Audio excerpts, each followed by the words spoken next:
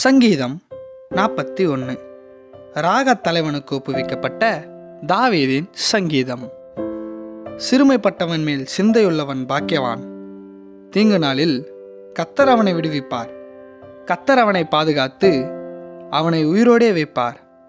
பூமியில் அவன் பாக்கியவானாயிருப்பான். அவன் சத்துருக்களின் இஷ்டத்திற்கு நீர் அவனை ஒப்புக்கொடீர். படுக்கையின் மேல் வியாதியாய் கிடக்கிற அவனை கர்த்தர் தாங்குவார். அவனுடைய வியாதியிலே அவன் படுக்கை முழுவதையும் மாற்றி போடுவீர். கர்த்தாவே, என்மேல் இரக்கமாயிரும். உமக்கு விரோதமாய் பாவம் செய்தேன், என் ஆத்துமாவை குணமாக்கும் என்று நான் சொன்னேன். அவன் எப்போது சாவான், அவன் பேர் எப்போது அழியும் என்று என் சத்துருக்கள் எனக்கு விரோதமாய் சொல்லுகிறார்கள். ஒருவன் என்னை பார்க்க வந்தால் வஞ்சனையாய் பேசுகிறான். அவன் தன் இருதயத்தில் அக்கிரமத்தை சேகரித்து கொண்டு தெருவிலே போய் அதை தூற்றுகிறான்.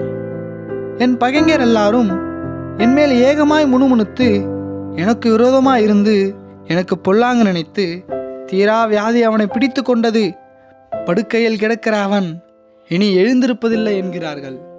என் பிராண சிநேகிதனும் நான் நம்பினவனும் என் அப்பம் புசித்தவனுமாகிய மனுஷனும் என் மேல் தன் குதிகாலை தூக்கினான்.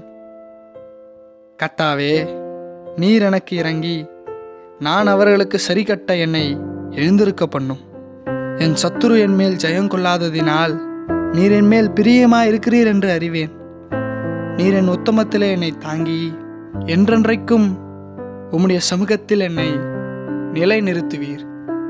இஸ்ரவேலின் தேவனாகிய கர்த்தர் அனாதியாய் என்றென்றைக்கும் உள்ள சதா காலங்களிலும் சோஸ்தரிக்கப்படத்தக்கவர். ஆமென், ஆமென்.